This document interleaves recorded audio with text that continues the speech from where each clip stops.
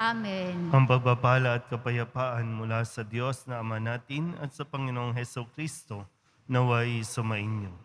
At sumaiyo rin. Ngayon po ay ginugunita natin ang kapistahan ni Santa Clara, isang dalaga. Mga kapatid, tinipon tayo bilang kaanib na angkan ng Diyos, kaya dumulog tayo sa maawaing Panginoong nagpapatawad ng lubos. Sinugong tagapagpagaling sa mga nagsisisi, Panginoon, kaawaan mo kami. Panginoon, kaawaan mo kami. Dumating na tagapag-anyayang mga makasalanan ay magsisi, Kristo, kaawaan mo kami. Kristo, kaawaan mo kami. Nakaluklok ka sa kanan ng Diyos Ama para ipamagitan kami. Panginoon, kaawaan mo kami. Panginoon, kaawaan mo kami. Kaawaan tayo na makapangyarihang Diyos, patawarin tayo sa ating mga kasalanan at patnubayan tayo sa buhay na walang hanggan. Amen. Manalangin tayo.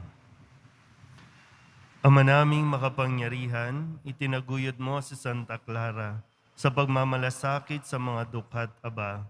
Bilang tugon sa kanyang pagdalangin, masundanawa namin si Kristo sa abang pamumuhay na ikaw lamang ang inaasahan upang kami pagintapating sumapit sa pagsasaloob ng iyong paghahari sa pamamagitan ni Jesucristo kasama ng Espiritu Santo magpasawalang hanggan.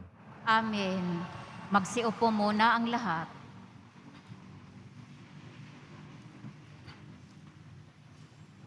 Pagbasa mula sa aklat ni Propeta Ezekiel. Sinabi sa akin ng Panginoon, tao, nasa gitna ka ng isang mapaghimagsik na bayan. May mga mata sila, ngunit hindi nakakikita, at mga taingang hindi nakaririnig, pagkat sila'y mapaghimagsik. Kaya nga, magbalot ka ng kailangan mo sa paglalakbay bilang isang itinapon. Bago dumating ang gabi, maglalakad ka sa lansangan nang nakikita nila at baka sakaling makaunawa sila sa kabila ng pagiging mapaghimagsik nila. Samantalang maliwanag pa, maghanda ka ng iyong daladalahan nang nakikita nila at kinagabihan ay maglalakad kang parang manlalakbay. Pagkatapos, bumutas ka sa pader at doon ka magdaan. Pasanin mo ang iyong daladalahan at lumakad kang nakikita nila. Magtakip ka ng mukha para di mo makita ang lupain. Pagalis mo, pagkat ikaw ang gagawin kong pinakababala sa mga Israelita. At ginawa ko ang lahat ayon sa utos sa akin. Nang araw na iyon, naghanda ako ng aking madadala bilang isang takas. Kinagabihan, bumutas ako sa pader at nagpatuloy sa paglalakbay na nakikita nila habang pasan ko ang aking mga daladalahan. Kinaumagahan, sinabi sa akin ng Panginoon, tao, hindi ba't itinanong sa iyo nang mapaghimagsik ng mga Israelitang yaon kung ano ang iyong ginagawa? Sabihin mo sa kanila na pinasasabi ko, ang pahayag na ito ay para sa pinuno ng Jerusalem at sa buong Israel. Sabihin mong ang ginawa mo ang pinakababala sa gagawin sa kanila. Itatapon sila at ipabibihag. Pagdilim, papasanin ng pinuno ng Jerusalem ang kanyang daladalahan at tatakas sa pamamagitan ng butas sa pader. Magtatakip siya ng kanyang mukha para hindi niya makita ang lupaing iiwan niya. Ang salita ng Diyos. Salamat sa Diyos. Hindi nila malilimot ang dakilang gawa ng Diyos. Hindi nila malilimot ang dakilang gawa ng Diyos. Ngunit sila ay naghimagsik sa kataas-taasang Diyos. Hindi nila iginalang ang kanyang mga utos. Katulad ng nuno nila, sila ay kusang tumalikod. Nagtaksil na wari, panang lumipad ng walang taros. Hindi nila malilimot ang dakilang gawa ng Diyos. Nanibugho itong Diyos sa kanila ay nagalit nang makita ang dambana ng larawang iniukit. Sumama ang loob niya nung ito ay mamasid. Itinakwil ang Israel sa tindi ng kanyang galit. Hindi nila malilimot ang dakilang gawa ng Diyos. Sa gisag ng kanyang lakas, ang kaba ng kanyang tipan. Binayaan na mahulog at makuha ng kaaway. Nagalit sa kanyang bayat, ibinigay sa kaaway. Kaya naman ang marami sa kanila ay namatay. Hindi nila malilimot ang dakilang gawa ng Diyos. Magsitayo po ang lahat.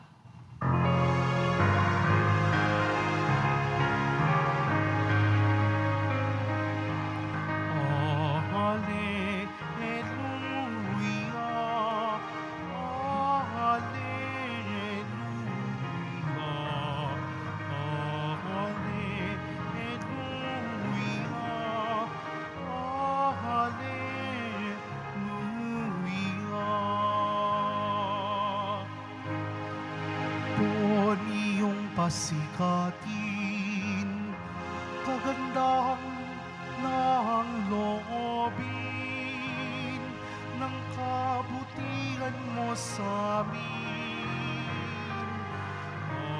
Hallelujah, hallelujah,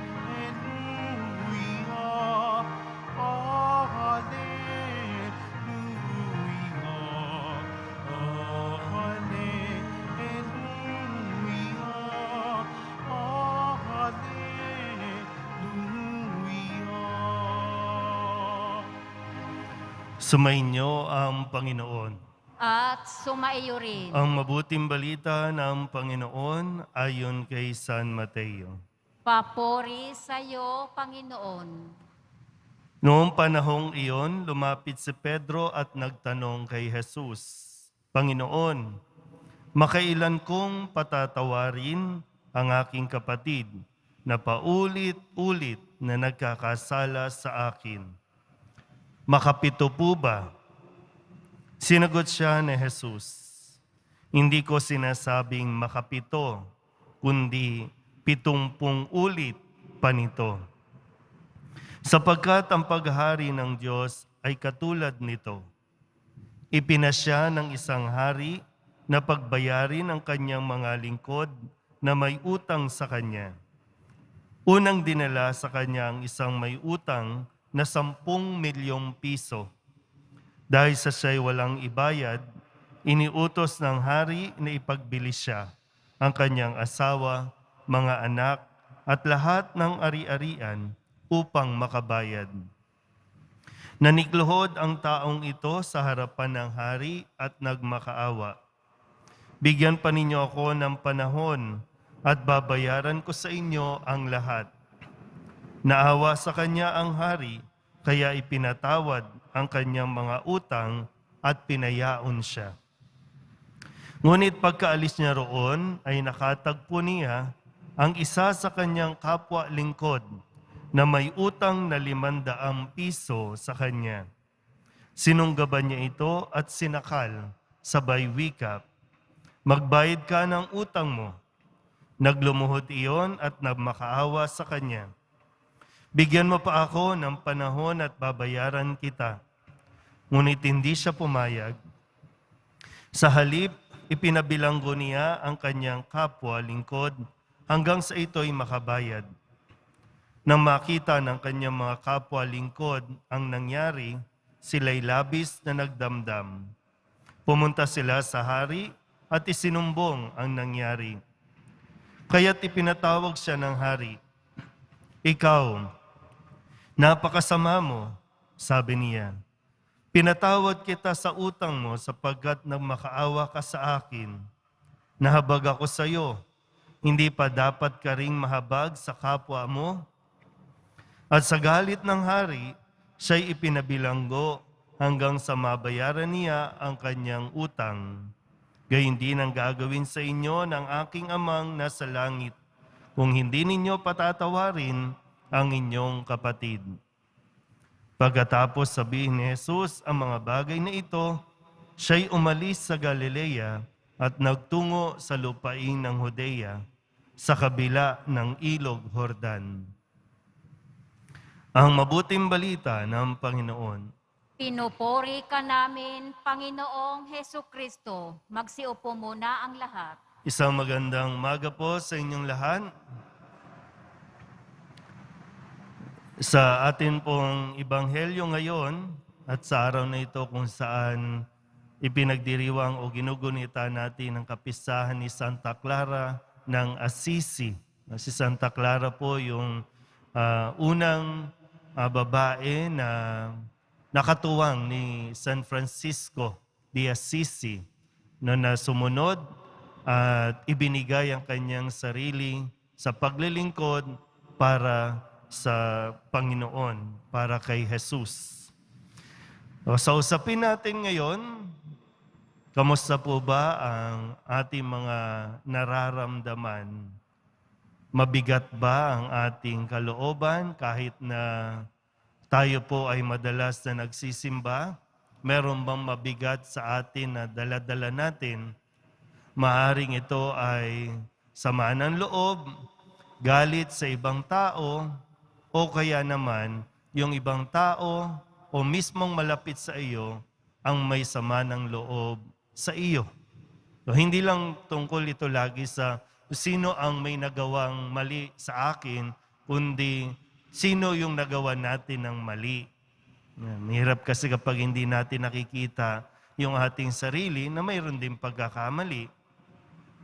Sa usapin, na ilang beses ba natin patatawarin ang nagkakasala sa atin? Yung tanong ni Pedro na meron na ring suggestions na pwede bang 7 beses lang?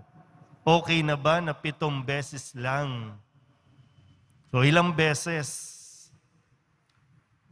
Pwede nga mapagnilayan, di ba? Nakailang beses na ba yung nagkasala sa'yo? Sige nga, isipin nga natin. Ilang beses? Baka mamaya, isa pa lang, pero parang panghabang buhay na walang kapatawaran ang ginawa niya sa iyo. Sabihin natin, ilang beses nang nagloko ang asawa mo? Umabot na ba sa 7?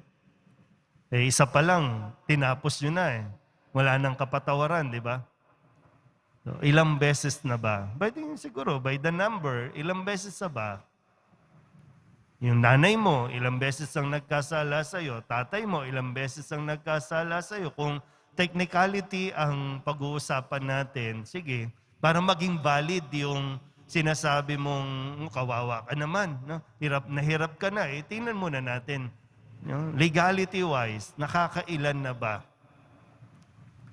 Para sabihin natin na hirap na tayo sa buhay na ito. Baka wala pa, ha? Sabihin natin, okay, lumagpas na ng 7, 8, 9, 10 times na ginagawa sa iyo.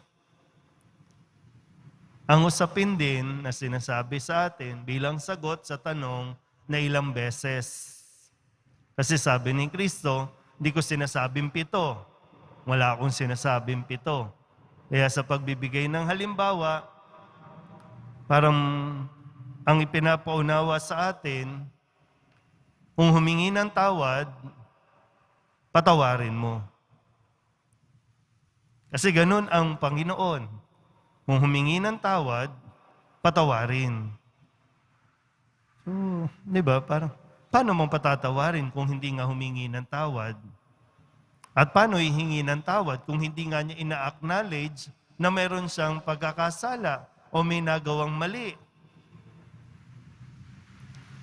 Mahirap kasi yung sasabihin lang natin na move on. Move on na tayo, move on. Inadmit mo na ba? Parang 'di ba? Wow, sa'yo talaga nang galing, 'di ba, no? Move on na tayo. Teka lang. Inadmit mo na ba na may pagkakasala ka, na nakasakit ka? Kasi kung nalaman mo, kung sakaling hindi mo alam na nakasakit ka at sinabi na sa iyo na nakasakit ka, ano ba naman yung magsabi ka ng sorry? Parang pare-pareho tayong nakakahinga ng maluwag. Kasi mahirap yung nagsasama kayo, no? Magkasama kayo sa opisina, magkasama kayo sa bahay, tapos walang pag-amin ng kasalanan, walang paghingi ng kasalanan, lalo tigit, walang pagbibigay ng kasalanan, mabigat talaga yan. Magpaplastikan lang tayo dito.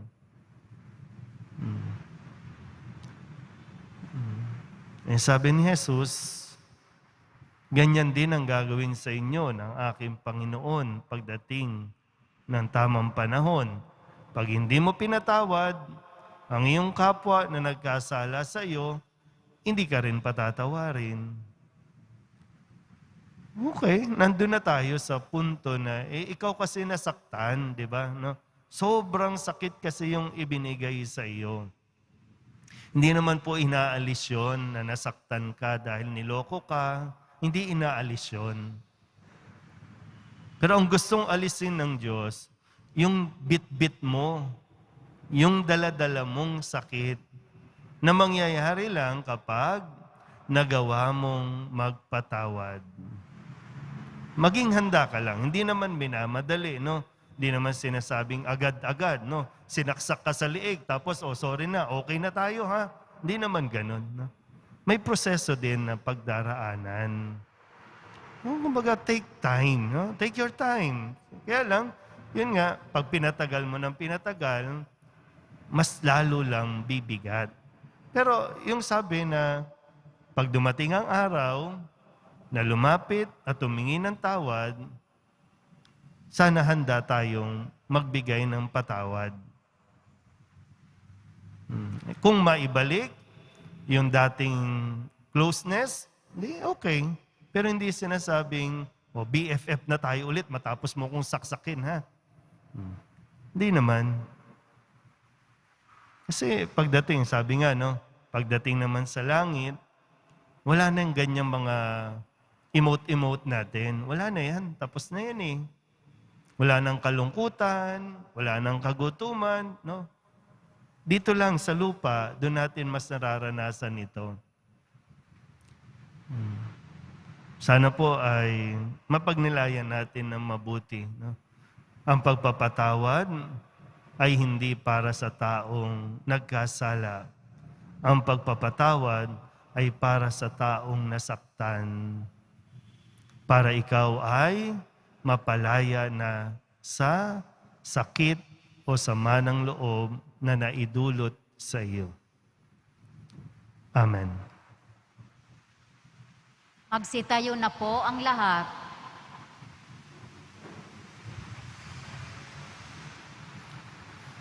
Manalangin tayo sa Diyos upang makapagdulot ng pakikipagkasundo sa daigdig ang kanyang bayan na nakadama ng kanyang pagpapatawad. Ang ating pong itutugon, mahabaging Hari, padaluyin mo ang iyong pagpapatawad sa amin. Mahabaging Hari, padaluyin mo ang iyong pagpapatawad sa amin. Ang bayan ng Diyos na pinalaya ng dugo ni Kristo, naway hindi magkahiwa-hiwalay at mamuhay sila sa pagkakaunawaan at kapayapaan. Manalangin tayo. Mahabaging Hari, padaluyin mo ang iyong pagpapatawad sa amin. Ang mga may dinaramdam o sama ng loob, bunga ng mga kalupitan at pagkakamaling ginawa sa kanila, Naway huwag magkimkim ng hinanakit sa kanilang puso. Bagkus, maging bukas sa kapayapaan ni Kristo. Manalangin tayo. Mahabaging Hari, padaluyin mo ang iyong pagpapatawad sa amin. Ang mga nahihirapang magpatawad, naway mapagtanto at maunawaan ang mayamang habag ng Diyos sa bawat isa at matutong makapagpatawad mula sa puso. Manalangin tayo. Mahabaging Hari, padaluyin mo ang iyong pagpapatawad sa amin. Ang mga nakadarama ng malalim na sugat ng pisikal at espiritual na pagkakamali, naway makatagpo ng kagalingan sa pagpapatawad ni Kristo. Manalangin tayo. Mahabaging Hari, padaluyin mo ang iyong pagpapatawad sa amin. Ang mga tapat na namayapa, naway patawarin sa kanilang mga kasalanan. Manalangin tayo. Mahabaging Hari, padaluyin mo ang iyong pagpapatawad sa amin. Idulog din natin sa Panginoon ang ating mga personal na kahilingan at mga panalangin para sa ating mga pamilya. Ganon din ang lahat ng mga misang pasasalamat, special na intensyon at mga kaluluwa na hinihiling na ipagdasal sa misang ito.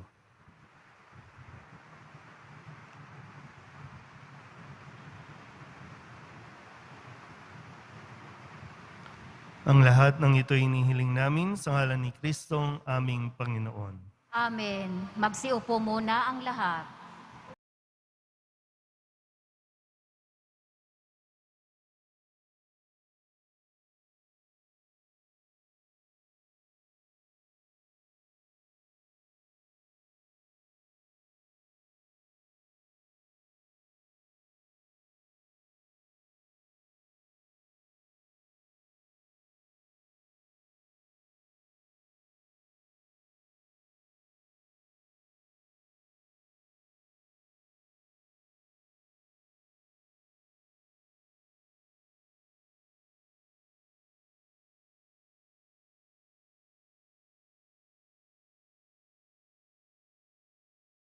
Sitayo na po ang lahat.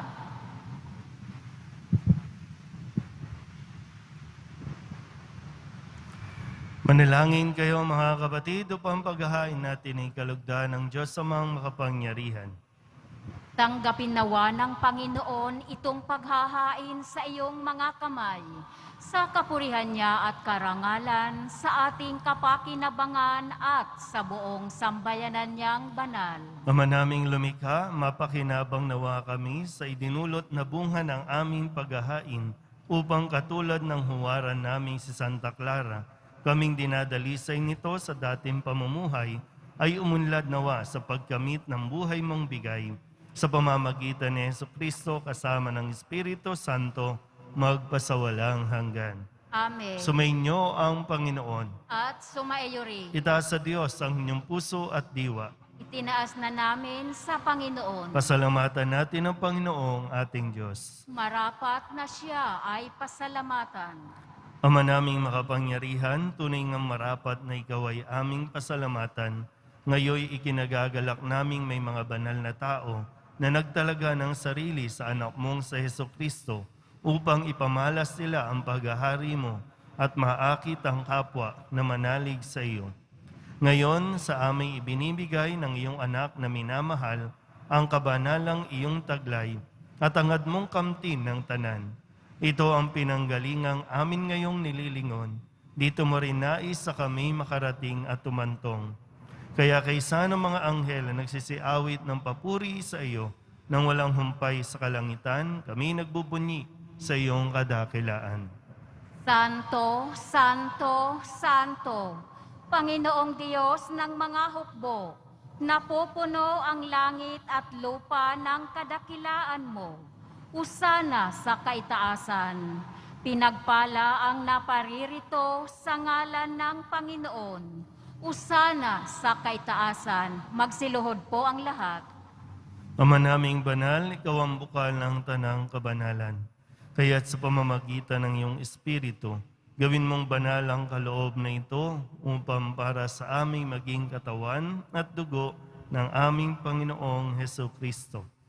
Bago niya pinagtiis ang kusang loob na maging handog, inawakan niya ang tinapay, pinasalamatan kaniya, pinaghati-hati niya iyon, iniabot sa kanyang mga alagad at sinabi, "Tanggapin ninyong lahat ito at kanin, ito ang aking katawan na ihahandog para sa inyo."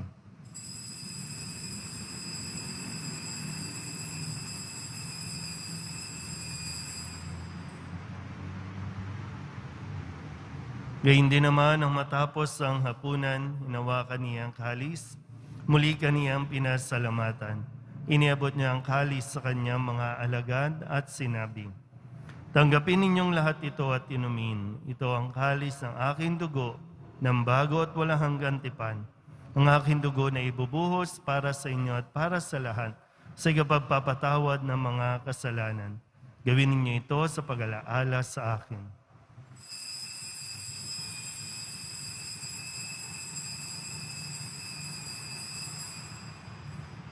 Magsitayo na po ang lahat.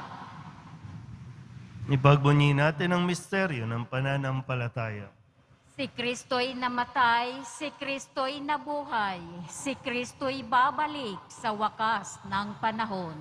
Ama, ginagawa namin ngayon ang pag-alaala sa pagkamatay at muling pagkabuhay ng iyong anak, kaya tiniaalay namin sa iyo ang tinapay na nagbibigay buhay at ang kalis na nagkakaloob ng kaligtasan. Kami nagpapasalamat dahil kami iyong minarapat na tumayo sa harap mo para maglingkod sa iyo. Isinasamo namin kami magsasalo-salo sa katawan at dugo ni Kristo ay mabuklod sa pagkakaisa sa pamamagitan ng Espiritu Santo. Ama, lingapin mo ang iyong simbahang laganap sa buong daigdig. Puspusin mo kami sa pag-ibig kay San Francisco na aming Papa at ni Jose na aming Obispo at ng Tanang Kaparian. Alalahanin mo rin ang mga kapatid naming nahimlay na may pag-asang sila'y muling mabubuhay, gayon din ang lahat ng mga pumanaw. Kawaan mo sila at patuloyin sa iyong kaliwanagan. Kawaan mo at paginapating kaming lahat na makasalo sa iyong buhay na walang wakas.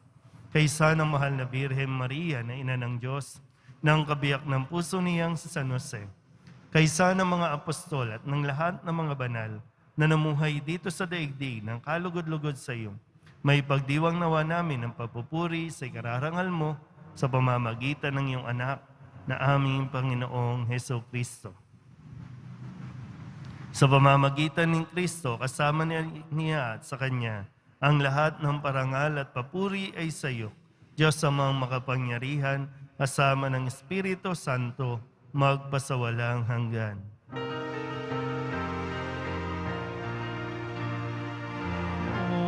Amen. Amen.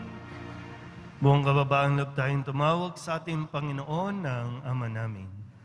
Ama namin, Sumasalangit ka, sambahin ang ngalan mo. Mapasa amin ang kaharian mo, sundin ang loob mo dito sa lupa para nang sa langit.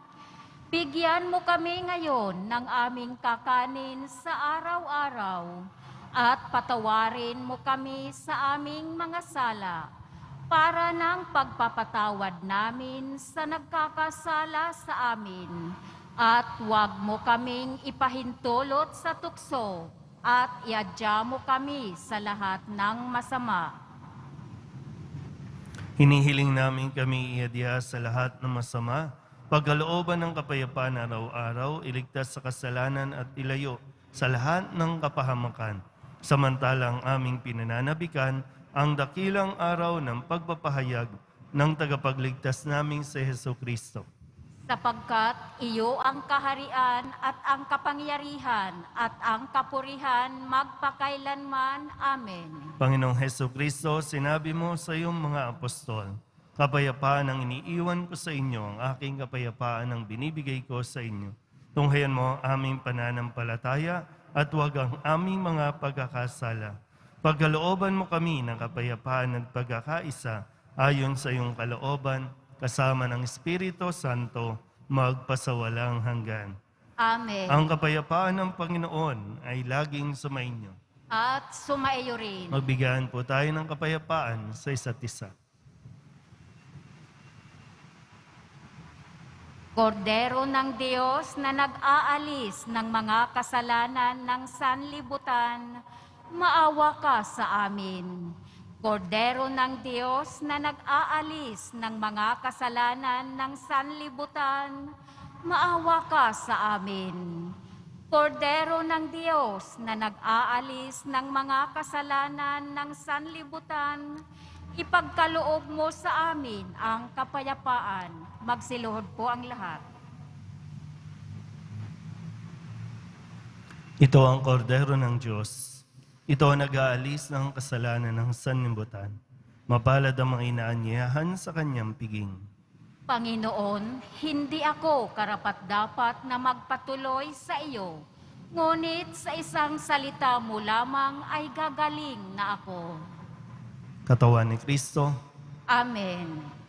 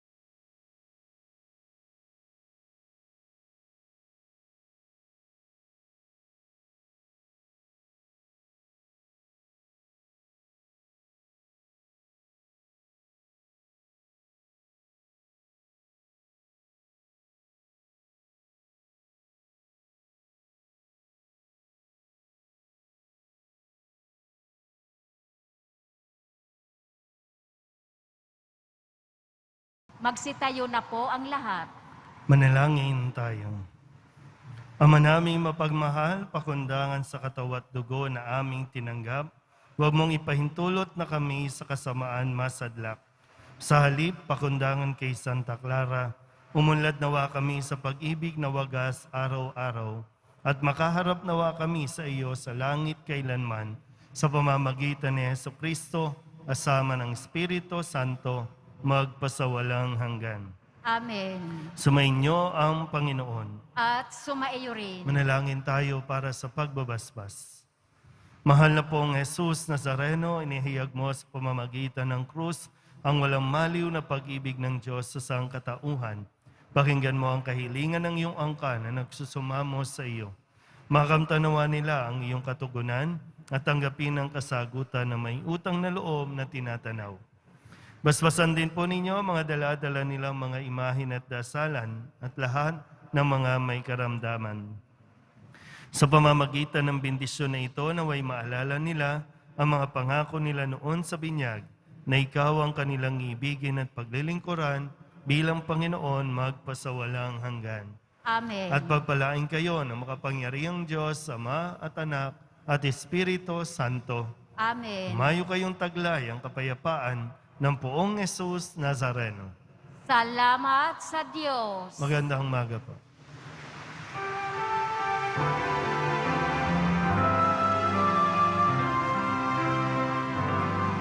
Nuestro Padre Jesus Nazareno, sinasamba ka namin, pinipintuho ka namin, aral mo ang aming buhay at kaligtasan. Nuestro Padre Jesus Nazareno, iligtas mo kami sa kasalanan. Ang krus mong kinamatayan ay sagisag ng aming kaligtasan. Nuestro Padre Jesus Nazareno, dinarangal ka namin.